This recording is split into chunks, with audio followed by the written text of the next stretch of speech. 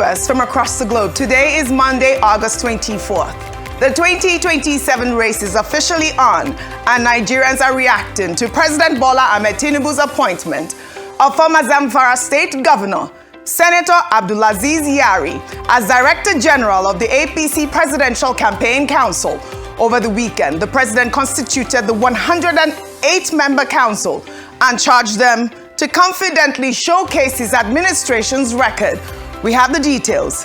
And in entertainment, two-time Grammy Award winner, Thames, co-headlined the All Points East Festival 2026 in London, delivering a stunning set of fan favorites and sending 45,000 fans into a frenzy. Let's dive right in. I'm OjyOkpe, and this is what's trending.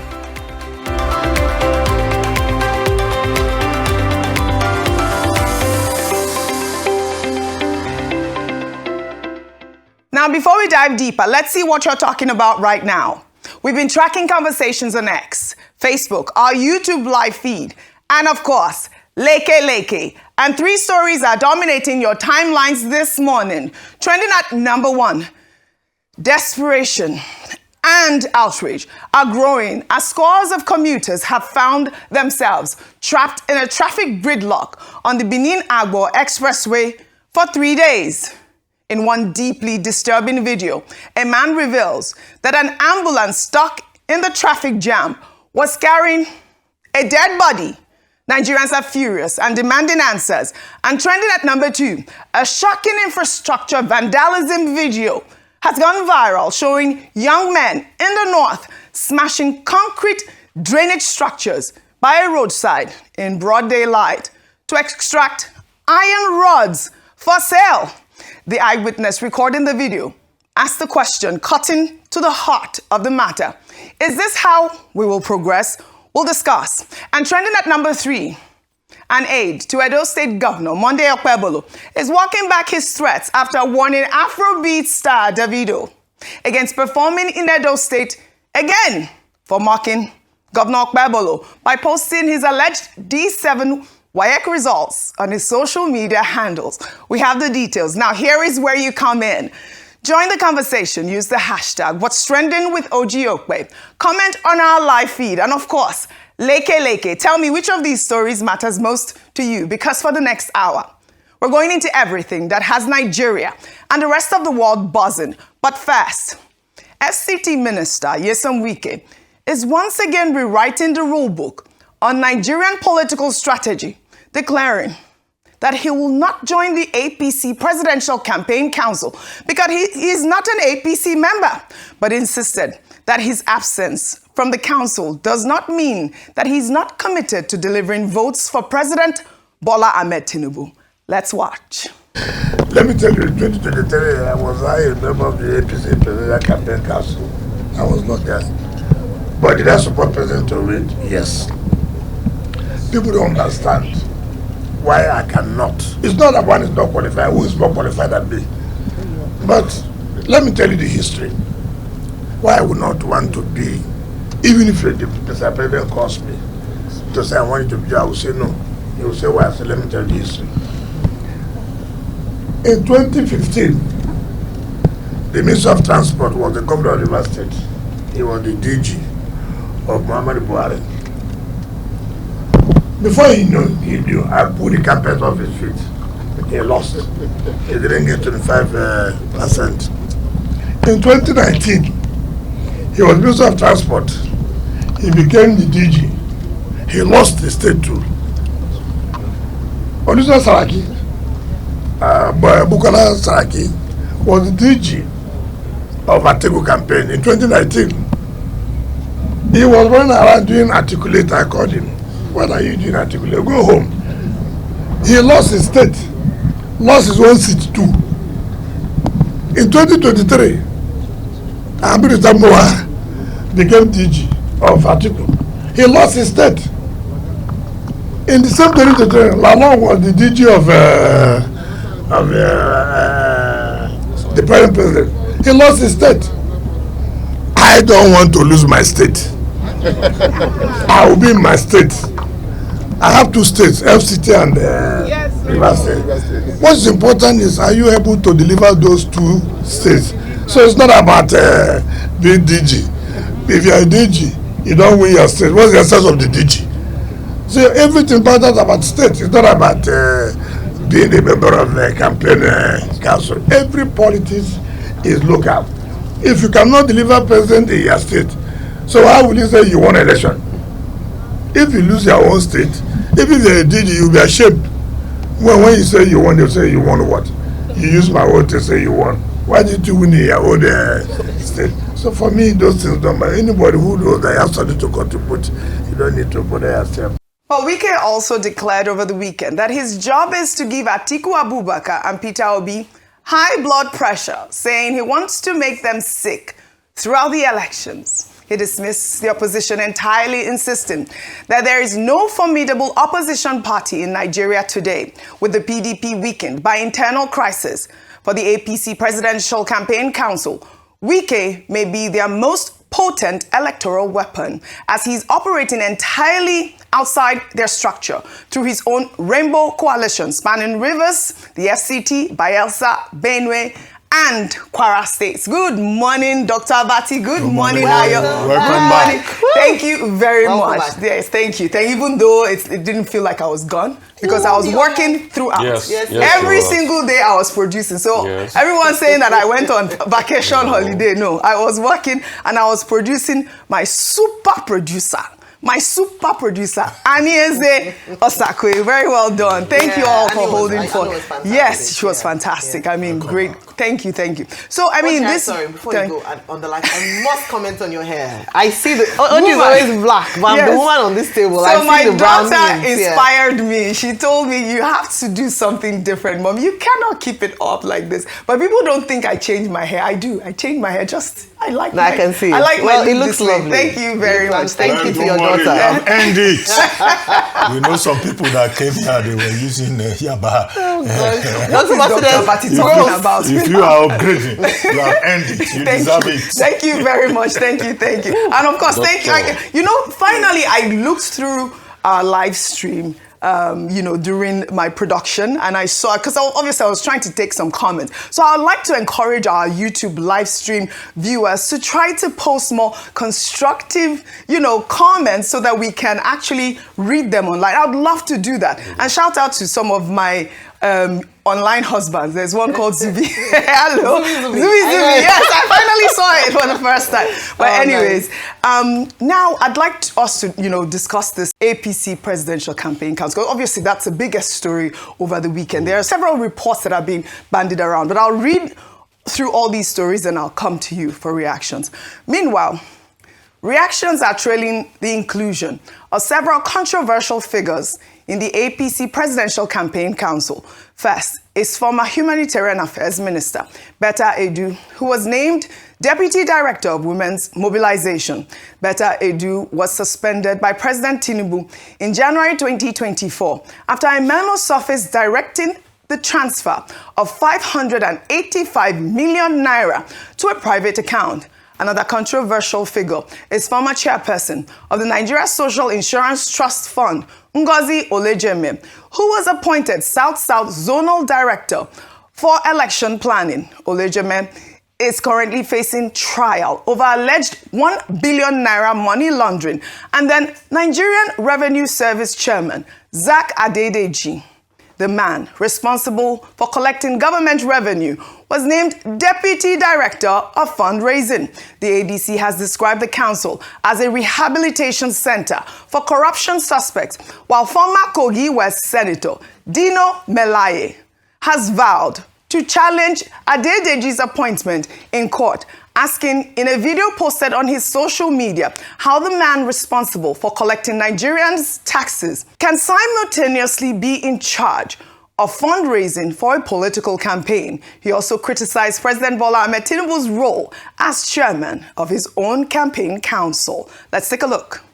This is the first time in the history of the universe and the entire world that a presidential candidate of a political party will double as the chairman of the Presidential Campaign Council for his own election.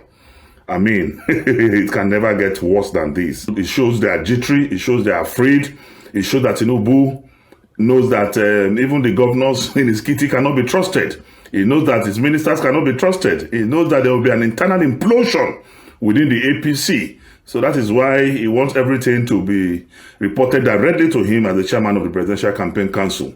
And the most important aspect of the list that was released by the APC is to see the chairman of FIRS, the body that collects our revenue as a nation.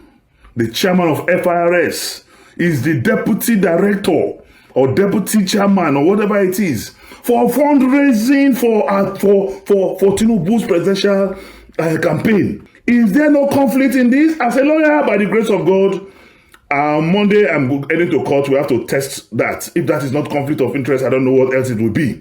That a man who is a public servant, a man who is a salary earner, a man who is supposed to observe the provisions of the public, the ethos, is not just supporting Tinubu. He is a member of the Presidential Campaign Council and he is the deputy director in charge of fundraising. And meanwhile, you are in charge of revenue collection of the Federal Republic of Nigeria. Mogbe, how did we get here? How did we get here? How did we get here? I'll take some reactions. Turning Point wrote on X, the large number of elected officials and political appointees now serving as campaign organizers and cheerleaders only exposes how jobless and ineffective they are. Instead of focusing on their actual duties, they have abandoned governance to campaign for a failed government.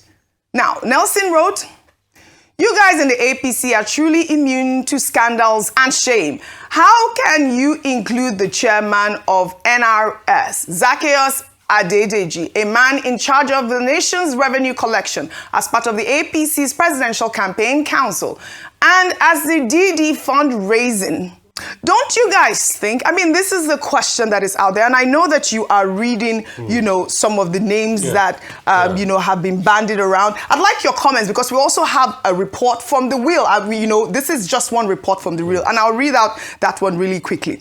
And the wheel this morning states that President Bola Ahmed Tinubu has ordered the reshuffling of the APC Presidential Council. According to the report, party leaders were concerned over the exclusion of a number of experienced campaigners, including the Minister of Aviation, Festus Keyamo, Plateau South Senator Simon Lailong, and National Security Advisor Nuhu Ribadu. As a result, the president has ordered the National Working Committee to withdraw and review the initial composition and release a new list. I mean, this was the concern. I thought it was something else. Like, I thought it was something about the controversial people that have been named. You know, people, I mean, this report is just from the wheel, but throughout the week, we'll continue to highlight the story. But go ahead. Oji, so what I'm detecting that is shocking me now is that the DG of NIMC, the man who's all our... lady. The lady, all right, whose all our data are domiciled in their hands on the campaign council, that's a breach of our data. So that means you are giving open access to people that have our data on this, and that's an unfair advantage. I mean, I don't agree with Dino Melaye on everything, but I think on this, if he says he's going to go to court, I think it should be made to go to court. Secondly, is Nigeria Revenue Service. And I think for positions like that, I don't think politicians should be brought into positions like that. I think people should be made to go up the ladder because of the institutional integrity of that position. It's also sad. But apart from the fact that other people too, there's one allegation of corruption or the other. For instance, Yari, Senator Yari, the man that is even the DG of the campaign council, didn't just forfeit some property to EFCC as early as 2022 here. So look at what's it called, Betta, I do that the case, we've not even looked at the case completely. And EFCC should come out openly. I'm going to call out EFCC today. Because we revisited the case of Betta Edu, somebody else came to give new evidence. Alima. Haji Alima, yes. And the woman is ready to talk. Since then, I would have thought that EFCC should have even called her in and revisited the case. So EFCC definitely has a bone and an interest in this Betta Edu case. If they don't, after Alima came to speak, why didn't they revisit the case? You talked about Olejeme. Yes. That one too is also there. So, I mean, it speaks volume. But the things I'm even more concerned, because me, I'm a data person. The DG of a data, body in Nigeria that have access to all of our data being on a campaign council is unfair. And our data is at stake. And that's why you see a lot of people don't trust even giving the data to the government, and they are going to use it for election purpose. There's no way they are going to exonerate themselves. So Nigeria should make a lot of noise now as regards all of this. There's no way. They have access to our data. They have access, if there are people too that they've given money through cash transfer, they have access to it, so they can funnel vote buying through cash transfer without you being seen it publicly. Right. You spoke about Yari, and I'd like to highlight our picture of the day. And it's a photo that has garnered thousands of views on social media, showing the newly appointed APC Campaign Council Director-General Senator Abdulaziz Yari meeting with billionaire businessman Femi Otedola in Monaco, with Otedola congratulating Yari on his appointment. But the meeting is generating significant online commentary, given the two men's complex business history.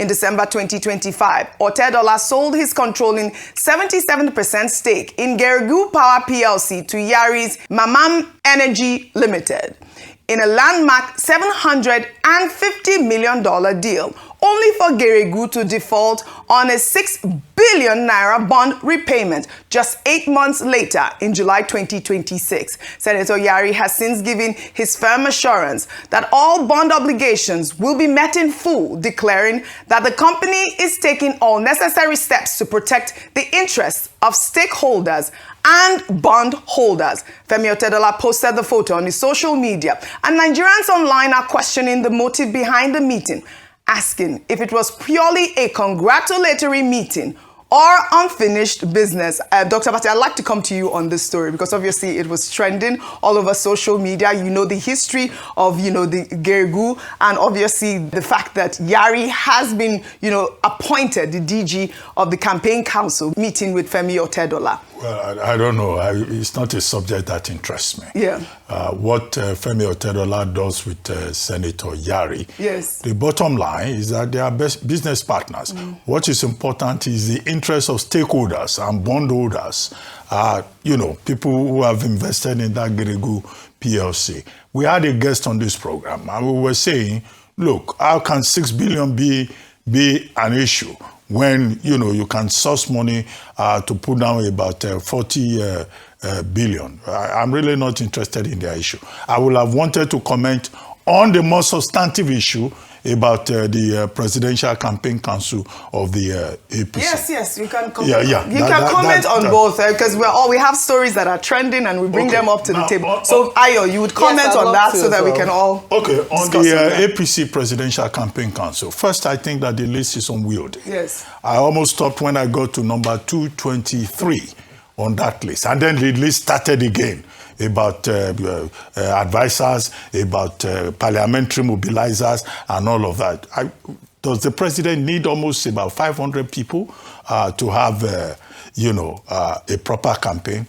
Second, we are thought when it was reported that the president has recorded the list, that the president will be responding to some of the concerns that have been raised. But now you say that, in fact, what the Wheel newspaper is reporting is that the list will be further expanded, turning it into a gathering of the tribes. But the most substantive issues are the issues that have been raised by commentators, and they are issues that have to do with signaling. Signaling, with specific regard to maybe Mrs. Ngozi Olejeme and also Betta. In Nigeria, we say that a person is innocent until proven guilty. Now, the cases in which those two persons are involved, they've not been resolved. They've not been convicted. So it just says a signal that, okay, these people have issues. Why are they given these positions?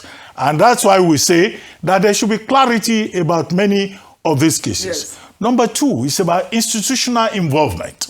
Now, there's nothing in the law, except maybe Section 84, sub 12 of the Electoral Act, that says if you are a civil servant and you want to get involved in partisan issues, then you must recuse yourself. But in this particular case, whether it is the NIMSI person or it is the NRS, Dr. Adedeji, or some other government persons that are on that list. Now, in terms of law, there's nothing that stops them. But it's the kind of assignment they've been given in terms of institutional association. If you say that the taxman, should now be in revenue generation. Again, the kind of signal that it gives, is something else. If it's in information or it's in another kind of a committee, I don't think you can sustain the argument. Yeah. You put the man in charge of a NIMSI, in charge of data management for the campaign. Then people will say, well, this person has access to state resources. Right. And there is a law that says you cannot use public resources to do your campaign. So these are some of the gray areas. Yes, very controversial. The persons can be moved around, but there's no law that says, they cannot be part of the campaign of their own political party in which they are carrying members. The third part is that some of these persons too, who have been controversialized, they can resign. They don't have to be part of the political party campaign. Like the AGF, who is the moral compass. That's the Attorney General of the Federation, who is a moral compass in the Constitution. The only minister that is recognized twice in the Nigerian Constitution. So if legal issues come up much later, where would the Attorney General of the Federation stand? Yes, if he has to maybe take decisions. So there will be that bias. So it's about institutional connection, about precedence, and also about the moral signal. Otherwise, there are no serious legal issues. The moral signal from me, and also from the ex-user that stated that are these people jobless? What's going to happen to governance if you're going to abdicate your duty to go into campaign full on? Aren't there other people that can be on the campaign council? But I'd like for you to talk about that and then quickly segue into the the Otedola story. There are many things wrong with that list, and I say this because it's not just about the moral compass, the optics. Because whether or not, they were speaking, I was like, whether or not they put their name on the campaign thing, if they say you're a member of a team, being an appointee of the president, then there's almost nothing you can do about this, because we have institutional failures in Nigeria.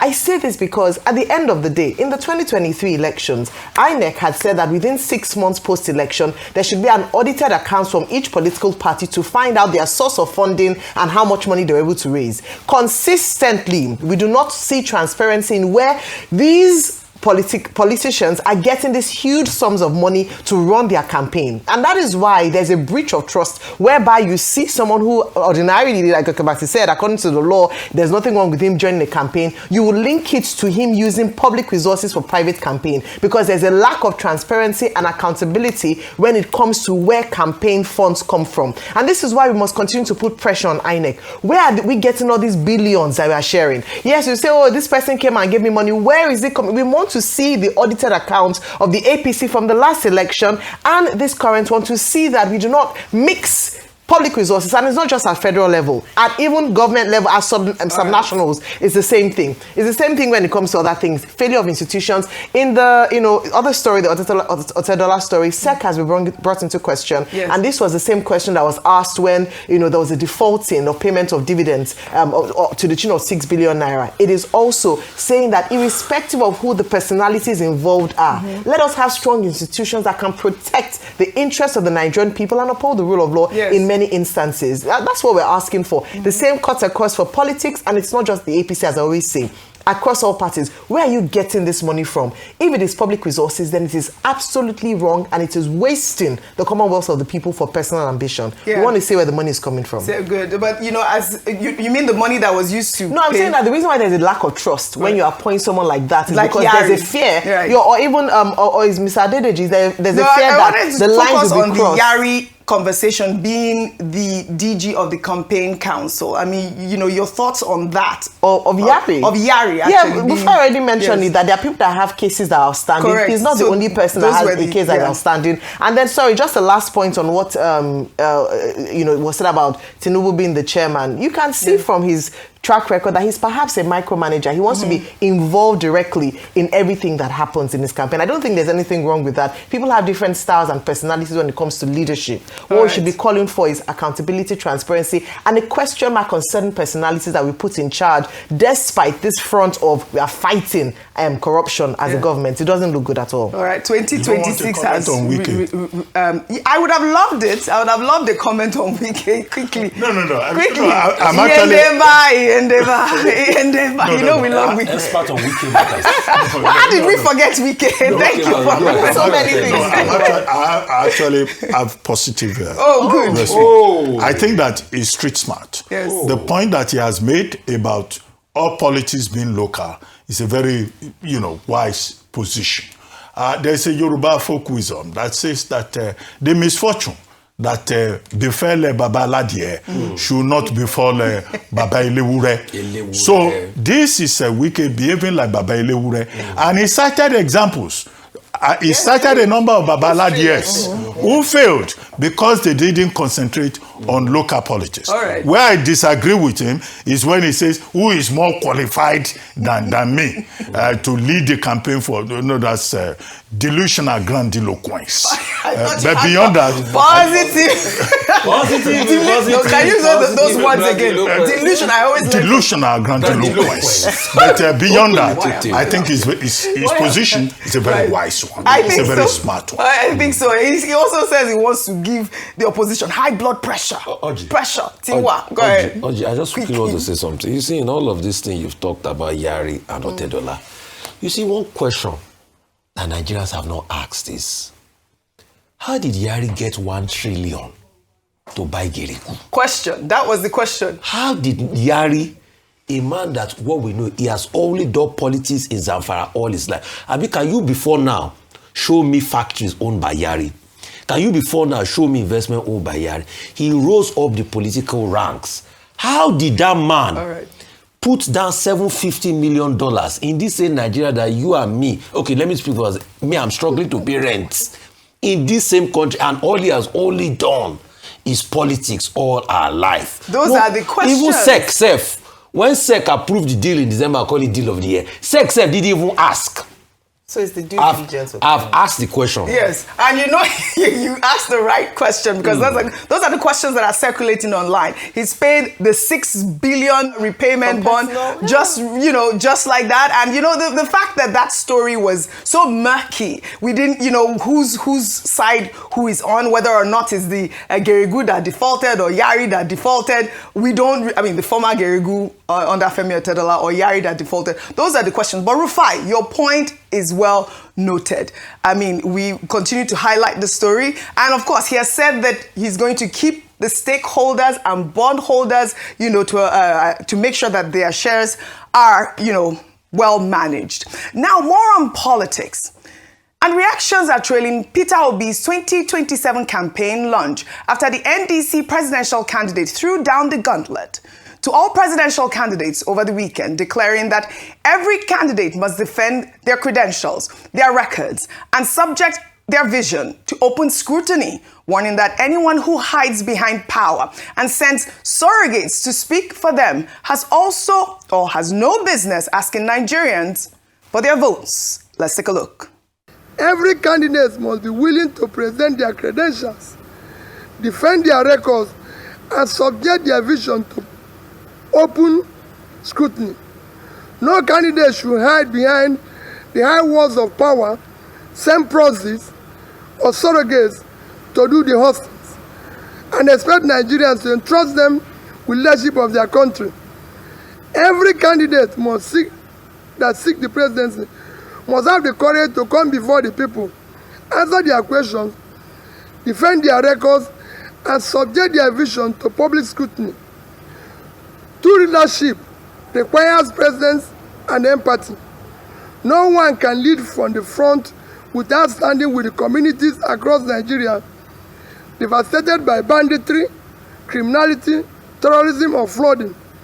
You cannot truly lead a people you are unwilling to visit, listen to, and understand. Today, I make a clear commitment that I am Senator Rabiu Kwankwaso will take our message directly to Nigerians. We will listen to them, understand their concerns, and engage them openly. We will not delegate this duty to process. We will answer the questions, defend our record and character, and present our plan to rebuild Nigeria. Any presidential candidate that lacks the resolve to travel across the country, meet the people, and respond to their questions lacks the capacity to govern it. Ayo, Peter Obi knows exactly who he's talking to. And so does Nigeria. The challenge to defend credentials, defend records, and face open scrutiny is a direct shot at President Bola Ahmed Tinubu, who has yet to hold a single open press conference as the 2027 campaign season is now in full swing. And Nigerians are reacting. I'll take one post on X. And Nenwa wrote, Nigerians deserve more than campaign slogans and promises. If you want the highest office in the country, your record should be open to scrutiny. Your credentials should be verifiable, and your plans should be clear enough for Nigerians to question. Let every candidate come out, defend their records, and tell Nigerians exactly what they intend to do differently. I mean, this ex-user spoke very well. Very well. But I'm going to just now push it back to the Nigerian people. One thing that of the many things that the Osun State election taught us was that the power has now returned to the people. So it is the people that have the opportunity to make a decision as to whom they want as their leader. In order to do that, the people then must make demands on their prospective leaders. And part of the demands is because Tinubu can argue that, well, he didn't do all this press conference they're talking about and he still emerged as winner in 2023. So the question is, what do the Nigerian electorate want? What do you want from your leader? Is it enough for him to just appoint spokespersons in the spirit of teamship, or for other people to just release statements through surrogates? Or do you want a person who is speaking to you, engaging with you? And if that's the case, the leaders will comply. If the people make a demand on leadership, leadership has no choice but to comply. So what we ask for, and I don't think he's incapable of doing that, it is just because the people do not seem to, as it were, in quote, the Nigerian elections do not seem to recognize people who hold, press conferences like this, interviews like that, attend debates, because at the end of the day, they win the election. So what you demand for is what your leaders will give. And so what the people should ask for is that they have a leader who can speak to them, explain their ideas, run through their campaign manifestos. What is the idea? Of course, you can see what has happened now. Many of us did not know whether or not, the plan for the fuel subsidy during the election cycle, because there was not an opportunity to interrogate that plan with the now president. There was no opportunity like that. This is the future for Nigeria. Ask questions, make a demand. What you demand for is what the leaders will comply, because the power is truly in the hands of the people through your ballot. Well said, Ayo. Ayo for president. Thank you. It's been a while I've heard that. Ayo for president. Our first female president. Take it. All right. Well, all right. Now, let's talk about road infrastructure and the crisis that has brought parts of southern Nigeria to a standstill. As videos circulating on social media over the weekend show scores of commuters trapped in a 3-day traffic gridlock on the Benin-Agbo Expressway after floodwaters submerged a significant section of the highway. In one deeply disturbing video, a man revealed that an ambulance stuck in the traffic jam was carrying a dead body. Let's watch. I don't tire here. See where we did since 3 days. Naga Lagos, Agapo. Go some here, sir. See where it is since 3 days. Mona this my small gear. One go Lagos, but see where we did. Can you remember now this ambulance and I'm not go here now since 3 days. Obukozu here. Obozu here and I am not here. Since yesterday afternoon till now. So Edo State they are not doing anything. Edo State are not doing anything. You just go for another state, go the campaign. You just they go campaign for another state. You forget the old. Look at it. You see Well, and the crisis is not limited to one road. The Nigerian Bar Association is now calling for emergency intervention after lawyers heading to the 2026 NBA Annual General Conference in Port Harcourt were stranded on the Ogara-Sapele Road in Delta State after 2 trucks blocked the roadway. Meanwhile, hundreds of commuters, articulated vehicles, trailers, and fuel tankers were stranded for 48 hours following the collapse of the Ifaki-Oye-Ilupeju Highway in Ekiti, raising serious safety concerns as several of the stranded tankers were conveying petroleum products, heightening fears of a possible fire outbreak or catastrophic accident. This is in between Oye and Ilupeju. There is no road. All motor are stranded. Now 3 days for inside. Wahala day. We will not go back for government. We will not go back for them. But when election comes, now there we will show them. See how our road. You know how we run. See, look at it. Since day before yesterday, now so we go for now 4 days. 1 week. This is traffic situation in Oyekiti right now. Today being 22nd August 2026. So this is the situation report, the traffic situation, and the vehicles are still lined up, so no movement. Oh, this is devastating. 3 roads, 3 separate crises. This is an indictment on the state of Nigerian roads, and Nigerians who use these roads daily deserves far better. Meanwhile, the Minister of Works, David Umahi, has responded to the Benin-Agbo road crisis, revealing that the road was placed on a public-private partnership concession to a private sector operator who destroyed the road and abandoned the site. The minister says he has dispatched a team of engineers to the site and will personally visit the site on August 25th to initiate urgent palliative works, while announcing that the entire 125-kilometer dual carriageway will be redesigned for total reconstruction as directed by President Bola Ahmed Tinubu. Now, Dr. Abati, Minister Umahi's response is welcome, but it raises serious questions about oversight functions. It took viral videos and a national outcry before urgent action was taken. At the end of the day, Nigerian commuters paid the ultimate price. I was devastated over the weekend watching the videos. And that particular road is the same axis that everyone's been complaining about. Only recently, Oshiomhole raised it on the floor of the Senate. But it's good to hear that, the president has directed a new construction on that road. Nigerians cannot suffer like this. I believe last week, Anieze Asake also took a story about, these commuters that were, in traffic for 15 hours on that same axis.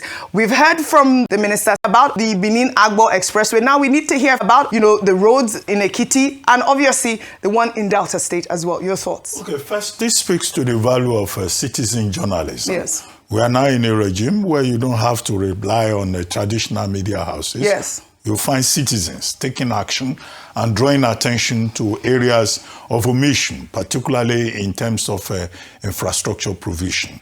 When we discussed this similar subject with Anieze last week, we were saying that, the positive side of it is that the Ministry of Works, through Minister Dave Umahi, is constantly responding and making efforts, to immediately address the situation. The subject we looked at last week was a portion of the second Niger Bridge. Yeah. And now this is Benin-Agbo Expressway. Again, he has said remedial work will be done. The third part is the reference to the contractors. Yeah, there must be very constant oversight and vigilance, because many of these contractors too are part of the problem. They collect the mobilization, they do not do the work. Now, the contractor that has been mentioned in this particular case as having done a bad job, where is the sanction? Who is going to make an example out of him? What is the update in terms of the punishment or likely punishment that will be meted out to that particular, contractor who has collected money and has refused to deliver? Because that is also part of the problem, often traced to the web of corruption within the system. Of course, citizens have every reason to be concerned about the state of the roads, because this has implications not just for basic welfare of travelers, but also for other people. But I also think that the subject should not be politicized. We want infrastructure, we want roads to be fixed. It may not be done overnight. The government must remain focused on it and continue to listen to the people to take the cue. However, in some of the videos which I watched, the complainant was saying, is Governor Okpe, look at this road. You are going to Osun and all that. Now it's been established that it's a federal road. It's a federal Absolutely. road, and it's not Okpebolo. Right. So let me speak Edo English. Okpebolo, with some of his hype men, we say Edo is shining. Edo is shining. I don't know whether they have problem with consonants. How is Edo shining? No, they don't say it's shining. It's shining. Shining. Maybe there are more, you know. So right. Governor Okpebolo, please don't mind them.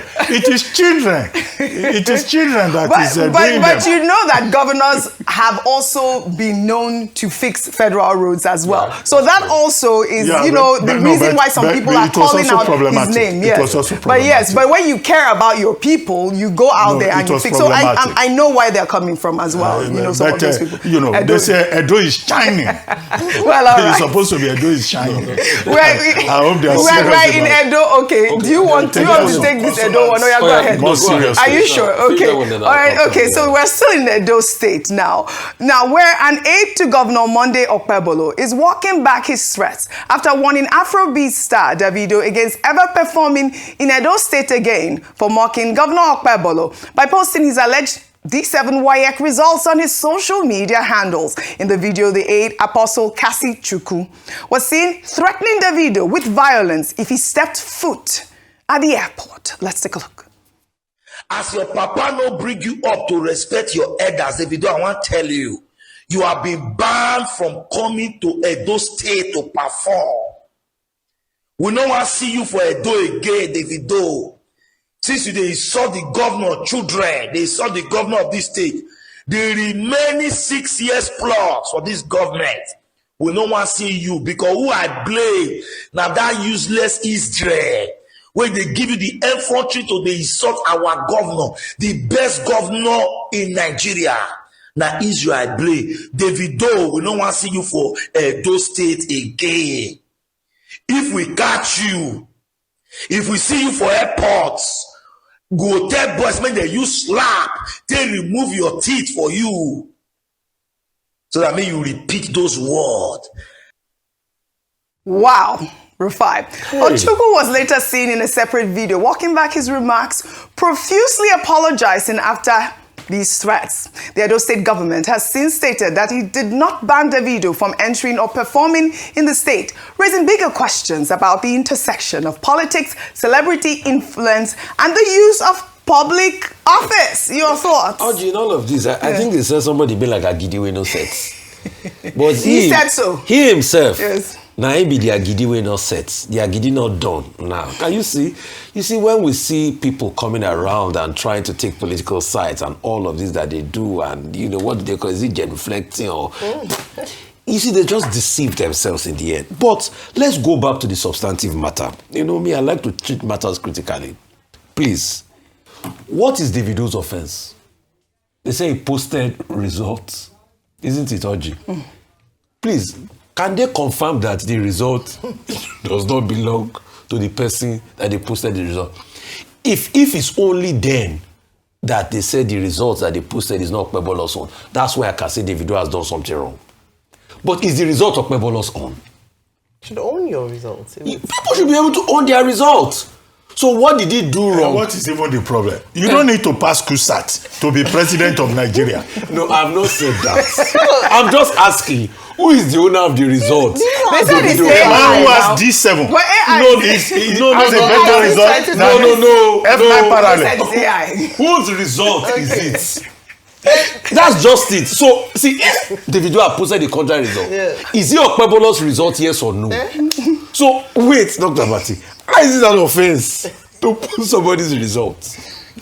But for me, it was the threat, though. Look at this man that presented himself as this. Who is it? No, that one, it's got nothing to do with Governor Okpebolo. Even Governor Okpebolo, that they posted his results, has not come out to say, it's not my result. Has he come out to say it's not my result? All right, quickly. So, the bone of contention here, let's not lose track. All this one is saying is nonsense. It's the result. No. Right. Justice for these 7 people. These 7 people actually what kind of justice There's no is that? big deal about getting these. People, cannot have Mark G7 in my Zuckerberg house. finished You know school. that It now. doesn't matter. So To become Nigerian president, F9 is enough. Exactly.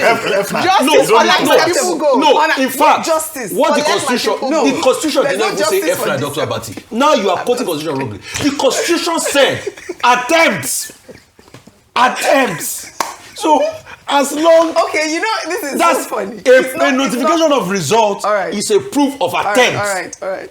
So and the governor has not come out to say it's not his results. They said Davido. it's AI. Oh, I keep telling you. He said it's AI. They said it's AI. They So said okay, all if right, it's AI, okay. to settle this matter, Governor Pep, please post your results. I'm sure.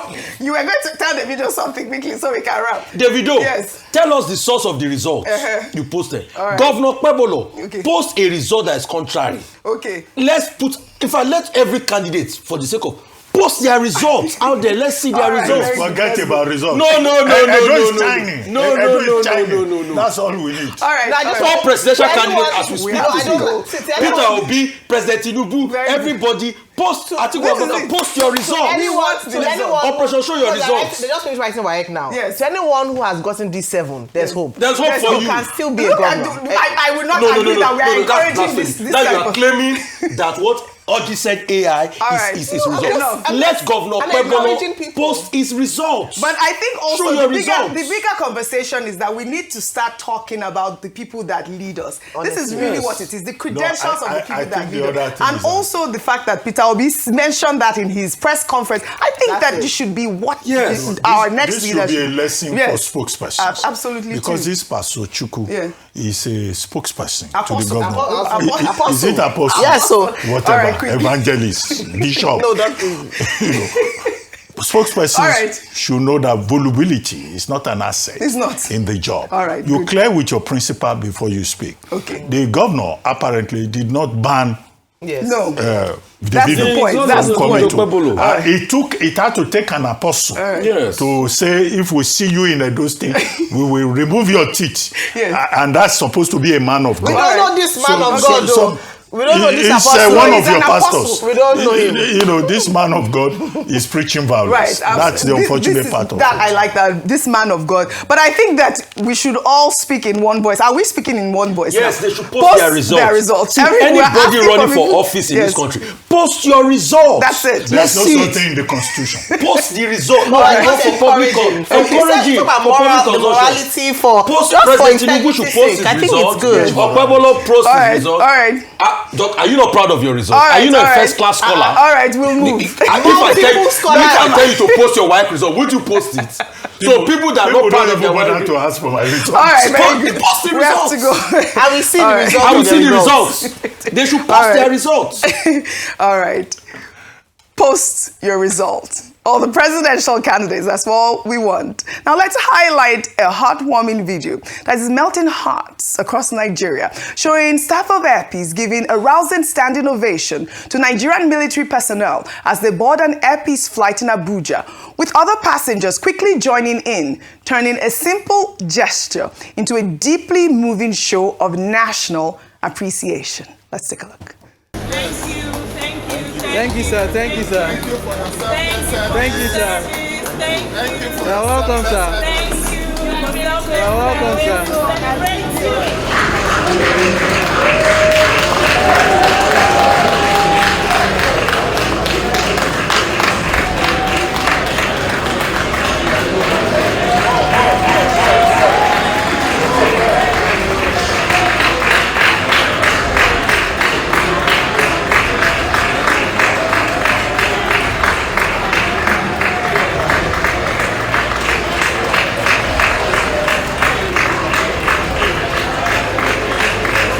Celebrate you, sir.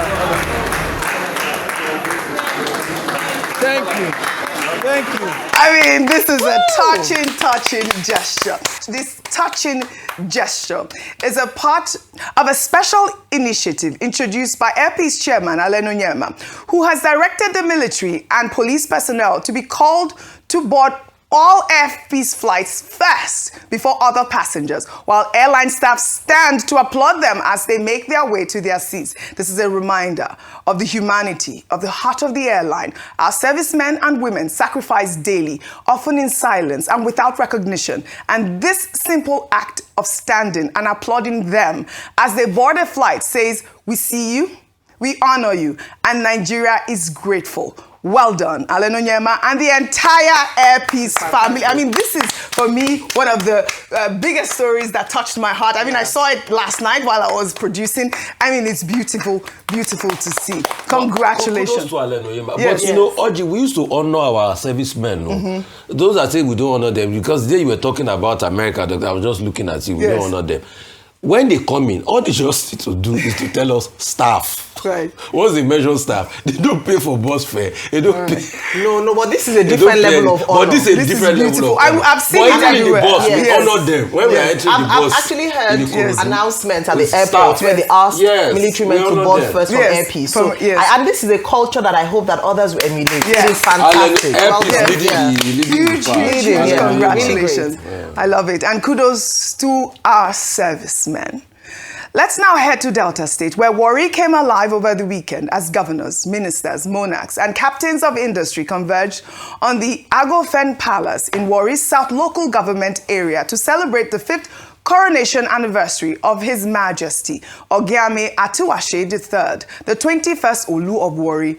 The elaborate 10-day celebration is themed Global Homecoming, celebrating our culture, renaissance, unity, and transformational progress. As the drums began to beat and traditional songs filled the air,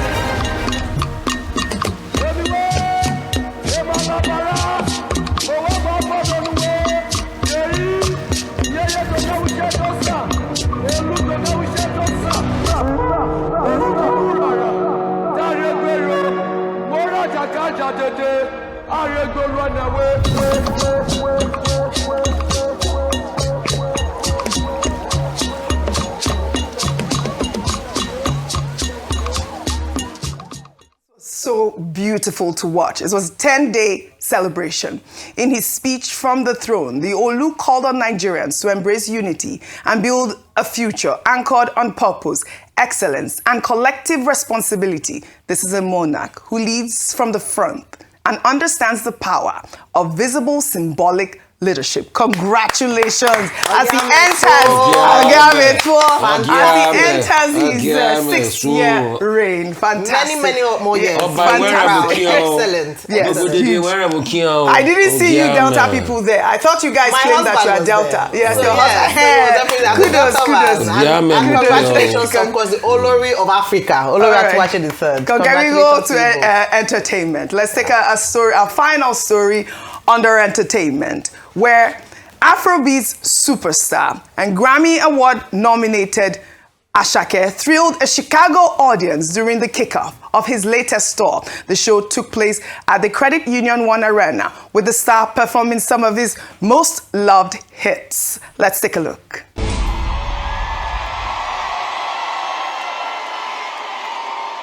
Without God and you guys, I won't be here today. So I want to say thank you so much for always coming through for me. I love you guys, man. And I promise you, tonight, we're going to have fun.